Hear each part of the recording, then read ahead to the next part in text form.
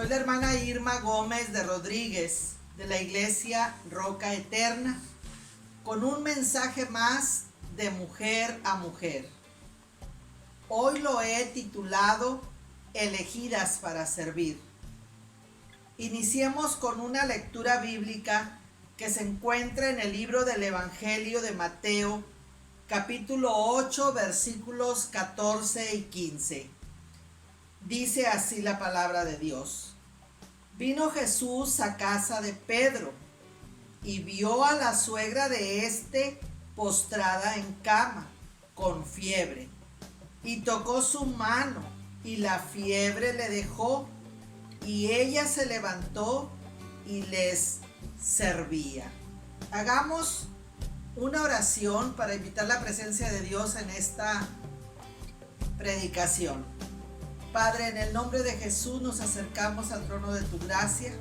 Primeramente te damos muchas gracias, Señor, por tu amor, por tus favores y misericordias. Y te pedimos, Señor, que permitas que este mensaje sea de grande bendición para todas nosotras, las hermanas, las mujeres que habremos de escucharlo. Permite que sea tu Espíritu Santo el que nos dé las palabras, la libertad para hacerlo. En el nombre de Jesús. Amén. En la lectura que hicimos acerca de la suegra de Pedro, dice: y ella se levantó y les servía. Jesús no solo quitó la fiebre de esta mujer, sino que también sus fuerzas se renovaron. Y ella, en agradecimiento, inmediatamente empezó a servir a Jesús y sus discípulos. Nos preguntamos, ¿qué es un servidor? ¿Es un criado, un ministro? ¿Es también un siervo? Nosotras somos siervas de Dios. Él nos eligió, así como lo hizo con muchas mujeres que se mencionan en la Biblia. Yo quiero hablarte de algunas de estas mujeres que servían en la obra de Dios y fueron obedientes. Primero quiero mencionar a María, la madre de Jesús. Cuando el ángel le anunció acerca del nacimiento de Jesús, ella aceptó su papel sin dudarlo, sin cuestionarlo. En el Evangelio de Lucas, capítulo 1, versículo 30, dice: entonces María dijo: he aquí la sierva del Señor, hágase conmigo conforme a tu palabra. Y el ángel se fue de su presencia. Ella se sometió completamente en humildad a Dios. Quiero mencionar a otras mujeres al servicio de Dios. En la carta que les escribe el apóstol Pablo a los romanos, en el capítulo 16, que es el último capítulo de la carta, él manda saludos a 26 hermanos en Cristo y una tercera parte son mujeres, por lo que entendemos que la mujer desempeñaba un gran papel en las iglesias del primer siglo. Y hoy por hoy siguen siendo las mujeres parte muy importante en la obra de Dios. El primer versículo del libro de los Romanos, capítulo 16, dice: os recomiendo además nuestra hermana Febe, la cual es diaconisa de la iglesia en Cencrea. Ella era una servidora, ministraba a los pobres, enfermos y necesitados. Ayudaba a misioneros como el apóstol Pablo. En el versículo 3 leemos: saludad a Priscila y a Aquila, mis colaboradores en Cristo Jesús. Este matrimonio nunca se menciona por separado. Ellos eran colaboradores de la obra de Dios con el apóstol Pablo y además eran hospedadores, pues prestaban su casa con gran solicitud para hacer reuniones de culto a Dios. En este matrimonio ella destacaba grandemente por su competencia, su laboriosidad y su iniciativa. Lucas los menciona en el libro de los Hechos, y aunque no se nos dice de qué manera, pero Lucas menciona que ellos expusieron sus vidas por Pablo.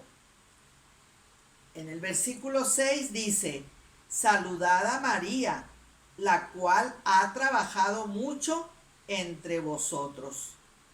María, del hebreo Miriam, que significa señora, jugó un papel muy importante en la organización de la iglesia. Otras mujeres que se mencionan en este capítulo, en el versículo 12, son Trifena y Trifosa, las cuales trabajan en el Señor. Ellas eran hermanas y muy trabajadoras. Termina este versículo diciendo: saludad a la amada Pérsida, la cual ha trabajado mucho en el Señor. Pérsida significa dulzura en griego. Ella era de Persia y probablemente estas últimas tres mujeres eran esclavas. Y por último les dice el apóstol Pablo: saludad a Julia, quien era una esclava de la casa imperial. Todas estas mujeres servían en la obra de Dios y no tenía nada especial o diferente a ti y a mí.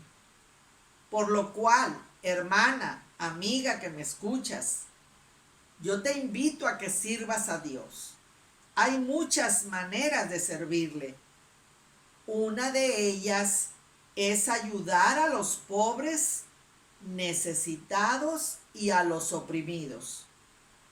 En estos tiempos hay mucha gente en esta condición. Debemos decirles que en Dios hay esperanza. Leemos en el libro de los Salmos, capítulo 14, versículo 6. Del consejo del pobre se han burlado, pero Jehová es su esperanza. Él es su ayudador. Salmo 75 dice: yo estoy afligido y menesteroso. Apresúrate a mí, oh Dios, ayuda mía, y mi libertador eres tú. Oh Jehová, no te detengas. Pero si tú, querida hermana, eres quien está pasando por una situación familiar o personal muy crítica, al grado que no encuentras la salida, yo te invito a que vengas a Dios y Él te levantará. En el libro primero de Samuel, en el capítulo 2, versículo 8, encontramos la siguiente promesa: Él levanta del polvo al pobre y del muladar exalta al menesteroso. Y en el Salmo 132, 15 dice: bendeciré abundantemente su provisión, a sus pobres saciaré de pan. No tengas temor, solo confía en que Dios proveerá para ti y tu familia. Y si tu hermana y amiga disfrutas de bienestar y tu economía es estable, sirve a Dios ayudando a los necesitados, no solo con la Biblia y sus promesas, sino con tu ayuda material de lo que Dios te ha bendecido. El ministerio del Señor Jesús se caracterizó por su amor a los pobres y desamparados. Y él tuvo duras palabras de juicio para los que se aferran a las posesiones materiales y no hacen caso de los pobres. Jesús lo enseñó a través de la parábola del joven rico. Por cierto, que una de las normas de juicio para la entrada en el reino eterno de Dios es si se ha sido bondadoso con los hermanos que están hambrientos, sedientos, desnudos, enfermos o en la cárcel. Esta declaración de Jesús la encontramos en el libro de Mateo, capítulo 25, versículos 31 al 46. Si usted puede leerlo, hágalo, pues es muy importante obedecer a Dios para que cuando Él venga por su pueblo que ha redimido, seamos de los que escuchemos sus palabras diciendo: venid benditos de mi Padre, heredad el reino preparado para vosotros desde la fundación del mundo. El apóstol Pablo y la iglesia primitiva, incluyendo a las mujeres de quienes hablamos al principio y muchas más, demostraron profundo interés por los necesitados. Si tú, hermana, amiga, quieres ayudar, quieres servir a Dios de esta manera, pero tu situación económica no es suficiente, yo te voy a decir de qué manera tú puedes servir a Dios. Pon tu fe en Dios y entonces ora por estas personas necesitadas y oprimidas. Tú sabes que la oración de intercesión es un estilo de vida y muestra el amor hacia los demás.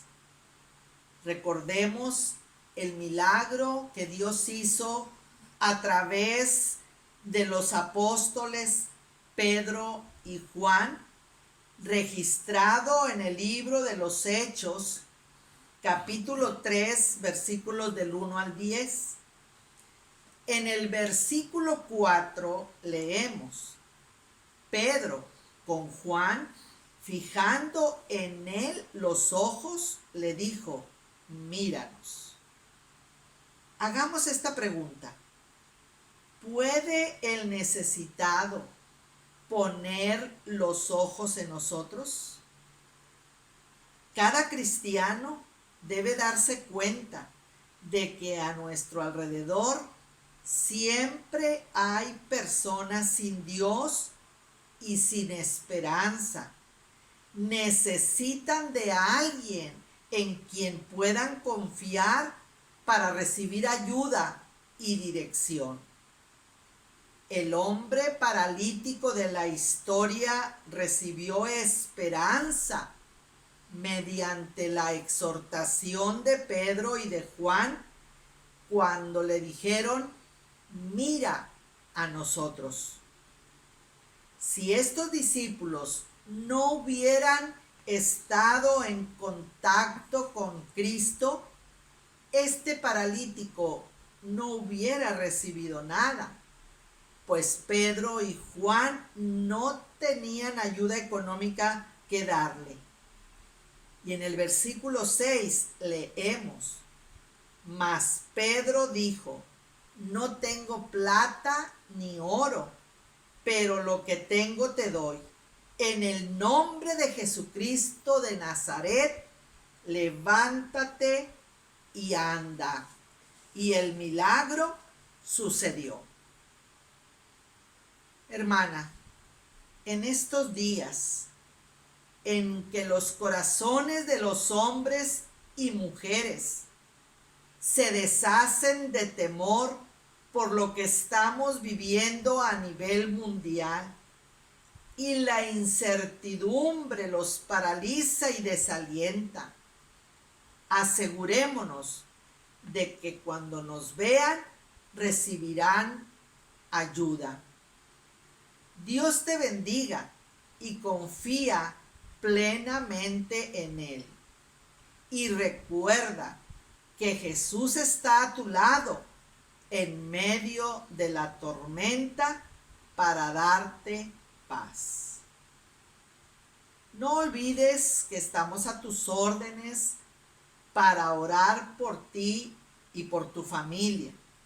Solo llámanos a los teléfonos 635-2877 y 866-134-7513. Dios les bendiga grandemente.